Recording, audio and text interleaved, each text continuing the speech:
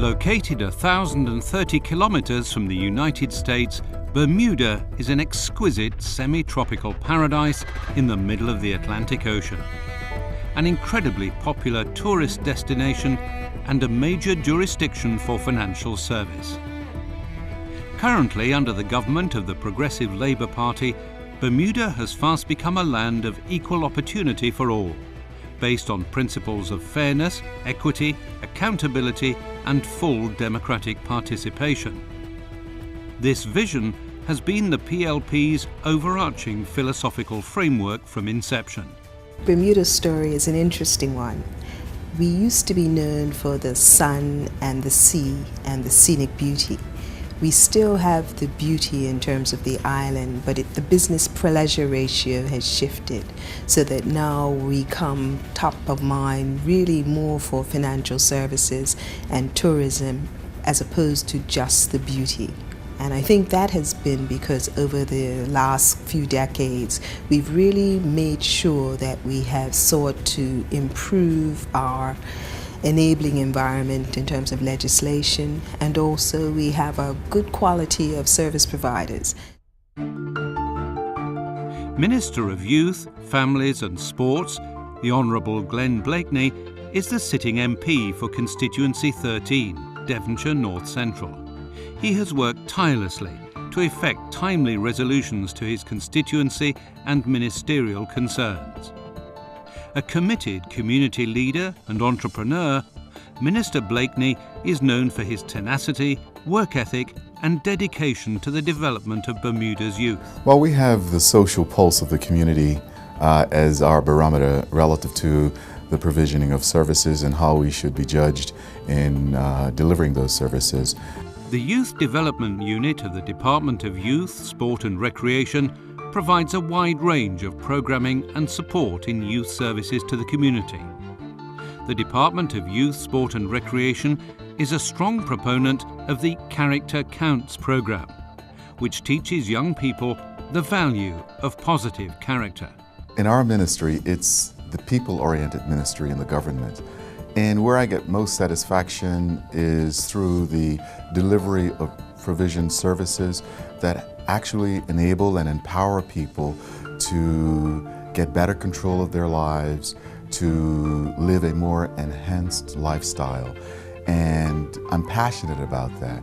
And what really makes it all go full circle for me is when I see at the beginning people who might be challenged in any particular area with regard to their lifestyle turn out to be better, more upbeat, a change of attitude, and thus a change of behavior. And then they say thank you. Thank you not just to the ministry and to the staff that they've been interacting with, but indeed to the government of the day, who's committed to ensuring that Bermuda remains one of the best places to live, reside, and be associated with on the planet. This is a ministry that presents challenge, but it also presents opportunity and it presents reward. Because we engage people, this is a people ministry. We are involved with, as I mentioned, we have the Child and Family Services Department, and that department has a responsibility for the welfare of young people, the welfare of children in particular, and of families as a whole. The youth community of picturesque Bermuda, like that of any other jurisdiction, has its challenges with a segment of youngsters who tend to exhibit antisocial behaviour and will often rebel. Recognising that there are some teenagers who are defiant and rebel against society's norms and expectations, it's often found that they're not just doing it for kicks, but in fact are doing it because they don't have the life skills that would help them cope better or develop their self-esteem. Very important for Bermuda to have a young and productive society, primarily because, we talk about they being the future. They are actually the current reality of the now that we're living in. They're the ones to strengthen what the community and the island, they're the ones that will pay our pensions, as we get older. They're the ones that will contribute to that focal point of the new Bermuda, what's next for us, the technology. They're the ones that will be the foundation for this island today and moving forward. The Mirrors program, also under the Ministry of Youth, Families and Sports, serves people from the age of 12 and up through the elements of transformation, personal development and performance coaching. Mirrors helps participants to create and sustain breakthroughs in their life, instead of merely coping and conforming to their situations. Participants also have the opportunity to set a clearly defined direction in their lives that promotes self-accountability and encouragement for the pursuit of their lifelong dreams. What we're doing is working with a lot of non-government organizations to also assist us, because we're not the be-all and end-all, but we are the providers of the services in one aspect, but also we are the technicians that ensure that the other services that are required are also received. And so we work with outside agencies, other government agencies, non-government agencies, whoever is providing the appropriate services, we work with them to make sure those families get those services. The Department of Residential Treatment Services employs residential care officers, individual facility supervisors, clinical social workers and case managers to help adolescents through the emotional maze they feel they are going through. Oleander Cottage provides residential treatment for 8 males, while the Brangman home has beds for up to 10 females.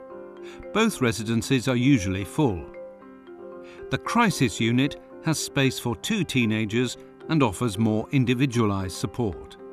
Every single child that is opening their heart and willing to accept service, for me, is a success. It's a tiny chip, but it's one step closer to where they're trying to go.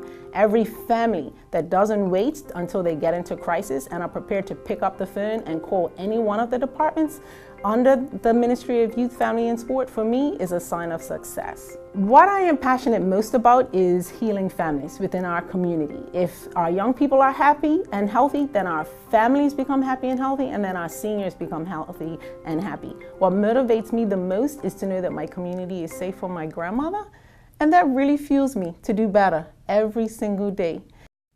The proven success of this particular program has resulted in very few residents ending up in the prison system, and most participants are able to reintegrate and become productive members of society.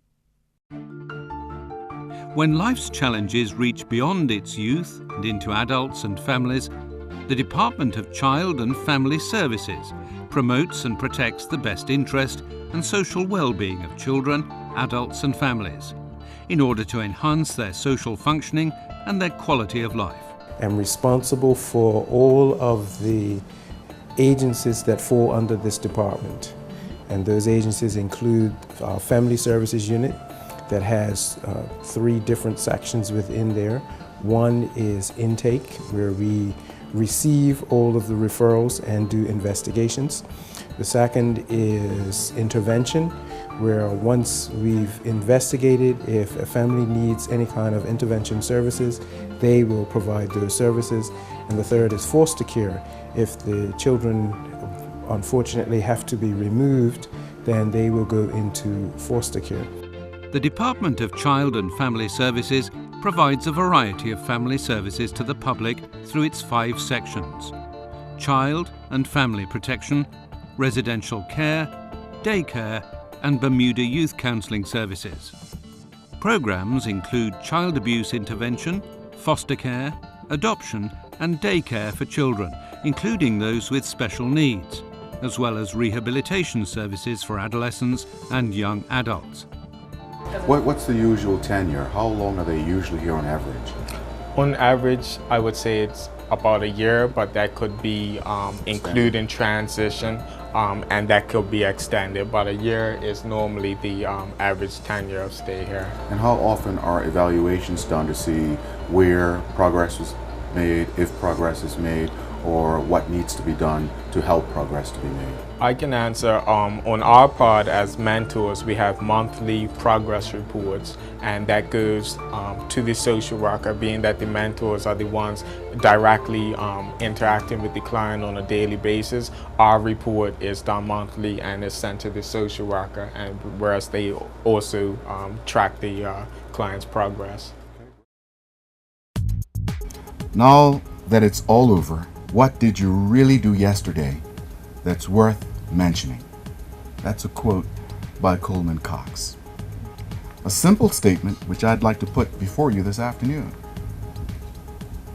RTS, now that it's all over, what did you really do yesterday that's worth mentioning? Of course, as you've learned from the boys' home, ages 13 through 18 is still on the girls' side as well. They come through our Department of Child and Family Services for a number of emotional, behavioral issues, as well as problems with housing. Basically, just if they're in an environment which is not necessarily suitable for their health and safety. So they're coming to here to kind of help with education and things like that as well. The cottages provide treatment, mentorship, family work, community activities, and in-house activities. Did you all realize RTS's social workers are on call 24 hours a day? We try to make sure that we try to make this environment as homely as possible. We allow them to hang pictures and poems, inspirational things, family pictures, bring stuffed animals, and kind of incorporate themselves into the rooms. We use every opportunity to teach life skills. We teach cooking. We would often do something like I would start the meat, they would do the rice, I would do the rice, they would do the meat, so that they are learning. We're not just cooking for them, we're cooking with them, and they have input into what the meal is. RTS's vision clearly goes beyond catching the young people doing good today. And it is a celebration and an opportunity to catch the staff doing good, as you will experience based on what is manifested in the living environments. We look at the entire family and sit down with that family, and we've moved from the model of asking the family what's wrong with them and trying to figure out solutions for that family. What we do is we listen to that family to find out what they need, and we listen to the young person, no matter how young, to figure out what they need. Now that it's all over, what did you really do yesterday that's worth mentioning? The answer is quite simple. You made a difference in the life of a Bermuda family. Thank you.